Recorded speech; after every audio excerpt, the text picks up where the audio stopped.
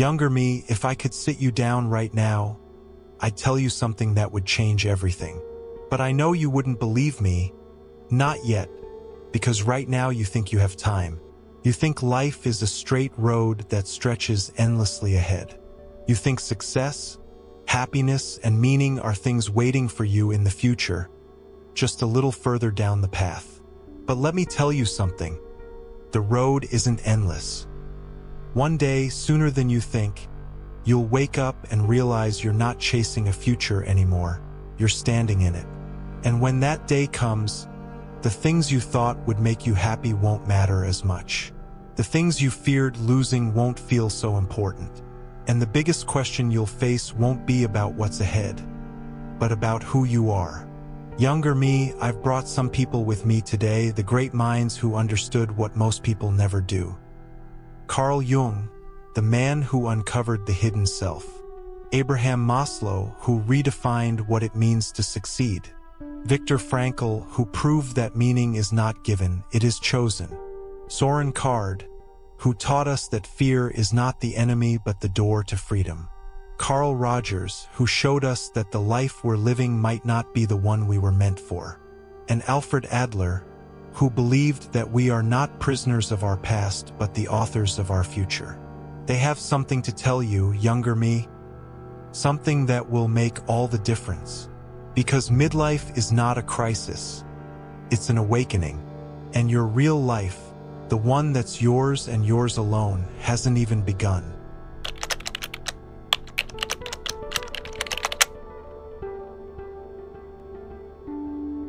Younger me, you have spent your whole life trying to be the right kind of person. The kind who fits in, the kind who is respected, the kind who makes people proud. And for years you have convinced yourself that this is who you really are, that this version of you, the one the world sees, is the only one that exists. But I need you to listen carefully now, because Carl Jung is here to tell you the truth. You are not just the person you show the world. You are also everything you have hidden away. The doubts, the anger, the secret ambitions you were too afraid to chase, the sadness you swallowed and told yourself wasn't real. These things didn't disappear. They became your shadow. And as long as you refuse to see it, it will control you. Jung spent his life studying why people lose themselves, and he found that most of us are living as half a person. We wear masks, we play roles, we become whatever we need to be to feel safe. And for a while, younger me, it works. But then something happens. A crack appears. The mask begins to slip. You start to realize that the life you built isn't enough. Not because it was bad, but because it was incomplete. Midlife is when the shadow comes calling, and it does not ask for permission. It forces you to look at yourself, not the version you carefully constructed, but the person you really are. And that, younger me, is terrifying, because to accept yourself fully means facing the parts of you that you don't like. So what happens if you don't? What if you ignore the shadow and pretend it isn't there? That's when it begins to rule you from the dark. Twists your desires into addictions. Turns your unspoken fears into anger at the world. It makes you resent others for the very things you refuse to see in yourself. This is why so many people in midlife feel lost, bitter, or restless. They are fighting an enemy that is inside them. But here's the secret Jung wanted you to know. The shadow is not your enemy. It is your missing half. And if you have the courage to turn toward it instead of running away, you will find that everything you've been looking for was hidden there all along. So how do you integrate it? It begins with honesty. Stop filtering your thoughts to be acceptable. Notice what triggers you in others, because those are often the parts of yourself you have buried. Write down the things you avoid thinking about. Face them, question them, understand them, and slowly you will start to feel whole. Jung once said the most terrifying thing is to accept oneself completely, but it is also the most liberating. Because the moment you stop fighting yourself, you realize you were never broken, you were simply unfinished. And now, at last, you have the chance to become whole.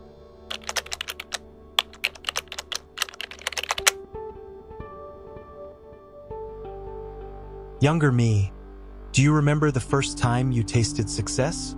The rush, the validation, the feeling that finally you were somebody. You thought that was the goal, to prove yourself, to achieve more, to build a life that looked good from the outside.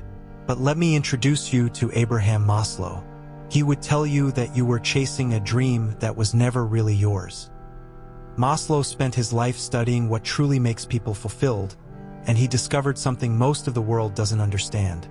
The people who feel the deepest sense of purpose aren't the ones who achieved the most. They are the ones who became the most. You have spent years climbing, chasing promotions, seeking approval, building a reputation. And for a long, long time, younger me, that felt like enough. But I have to warn you, one day you will wake up, and all of it will feel strangely hollow. Not because you've done something wrong, but because you're being called to something more. Maslow's hierarchy of needs explains it all. In the beginning, we seek security, stability, belonging. We work to build something solid beneath us. And that's good, it's necessary. But there comes a moment when the foundation is built and a new question arises. Now what? That moment, younger me, is the beginning of self-actualization. It's when the things that once drove you lose their meaning, and you realize that success is not about what you have, it's about who you are. But what does that actually look like? It's different for everyone. For some, it means leaving behind a career that no longer aligns with their values. For others, it means embracing creativity, connection, or personal growth over external rewards. It's about shifting from seeking achievement to seeking meaning. But here's what Maslow never said outright. Most people never make it to self-actualization. They get stuck in the earlier stages, trapped by comfort, fear, or routine. How do you know if that's happening to you? Ask yourself this. Are you still chasing success? Or are you living in a way that feels truly fulfilling? If your answer is the former, it's time to rethink everything. This is why so many people in their 40s feel lost. Not because they've done something wrong, but because they're being called to something more. To stop proving and start becoming. To stop chasing and start choosing. And here's the great irony, younger me. The moment you stop obsessing over success is the moment you finally find it. Not in money, not in status, but in the quiet certainty that you are at last living the life that was meant for you.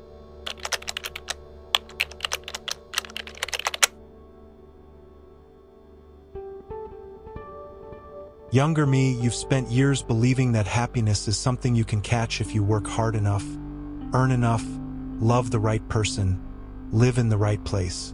Then finally you will have arrived. And for a while, it felt like you were getting closer. But something inside you never quite settled. No matter how much you achieved, there was always that quiet, nagging voice whispering, "Is this it?" Let me introduce you to Viktor Frankl. He was a man who endured the unimaginable. He survived the Nazi concentration camps, stripped of everything, his family, his career, his freedom. And yet, in the middle of that horror, he made a discovery that would change the way we understand the human experience. Happiness, younger me, is not something you chase. It is something that emerges when you live with meaning. Frankl watched as some people in the camps, despite their suffering, held on to something that kept them going, a purpose, a reason to wake up the next day. And he realized that the ones who survived weren't necessarily the strongest, but the ones who had found something worth surviving for. You, younger me, have spent so much time pursuing happiness, but you've been looking in the wrong place. The job, the recognition, the things you own, none of it will ever be enough. Because happiness isn't something you get. It is something you allow when your life is aligned with a deeper sense of purpose. But what does that mean for you right now? How do you create meaning when you feel stuck in a life that doesn't seem to have one? Frankl found that meaning comes in three ways: through work, through love, and through suffering. First, meaning through work, not just a job, but a calling. Doing something that serves a purpose greater than yourself. It doesn't have to be grand. It can be raising a child, building a community, creating something that outlives you. It is about contribution. Second, meaning through love. Not romantic love, but the kind of love that makes life rich. Deep friendship, kindness, shared experiences.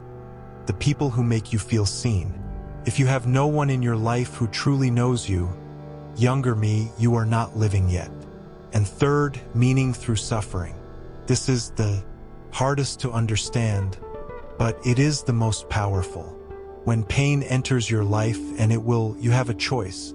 You can let it break you, or you can use it to transform.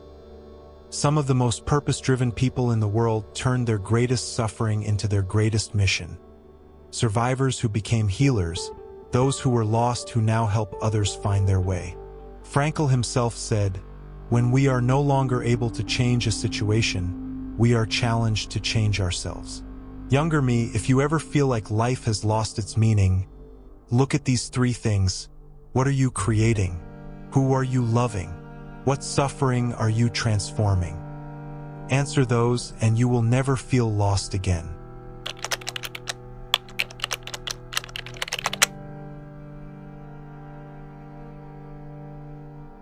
Younger me, I know how much you fear change, how you overthink, hesitate, weigh every possibility before you make a move, how you cling to the familiar, telling yourself that one day, when you're ready, you'll take the risk, make the leap.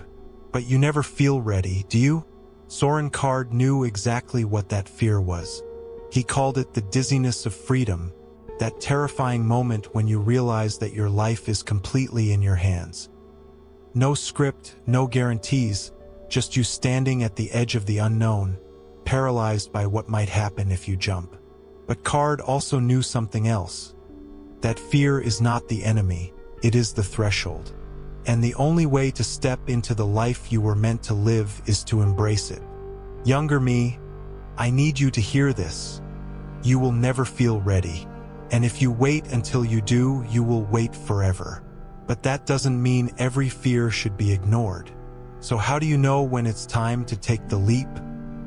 Kierkegaard believed that there is a difference between fear that signals danger and fear that signals growth. The first is instinct. If a fire is burning, you don't walk into it.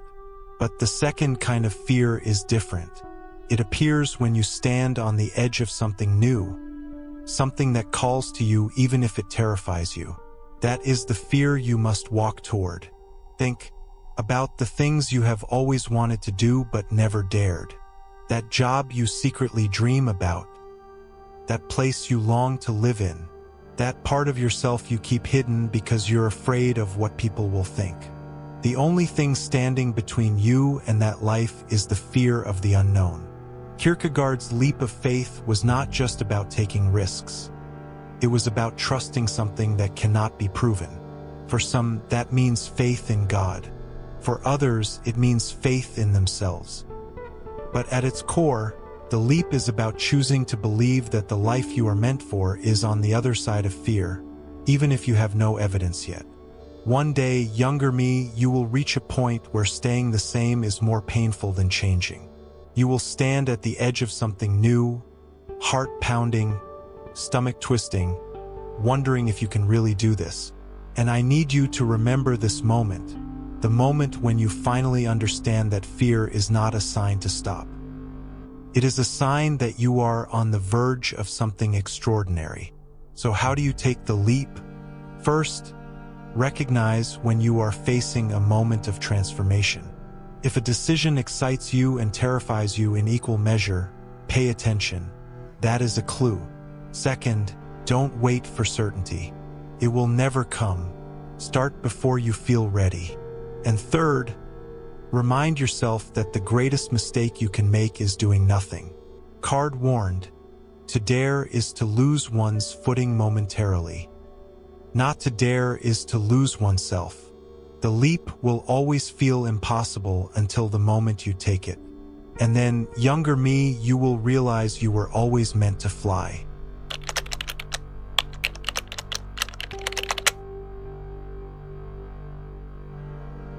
Younger me, you've spent your life trying to be the version of yourself that makes other people comfortable. You've played the role, said the right things, worn the right mask.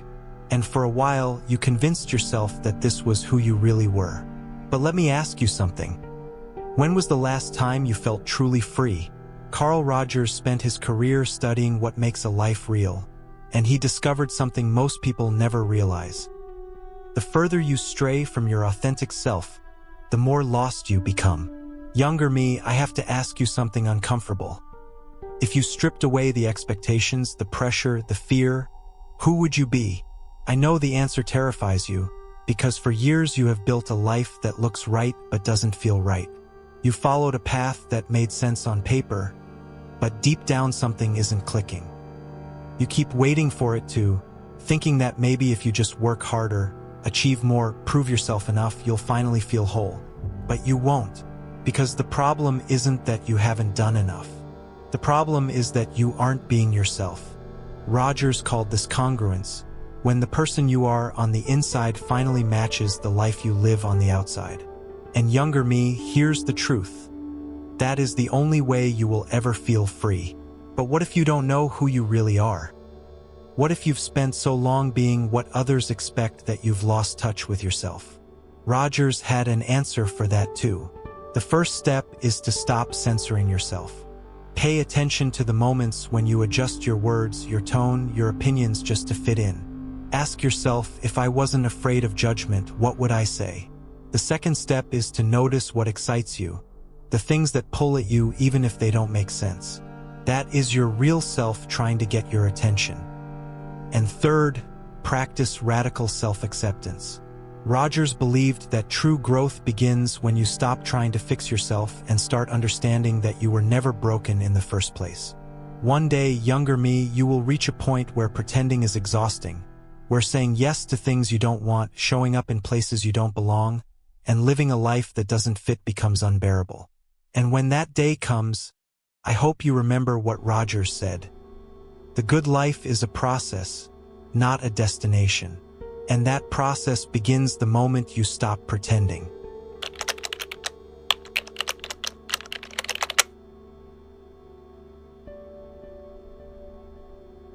Younger me, the biggest lie you've ever believed is that your past defines you.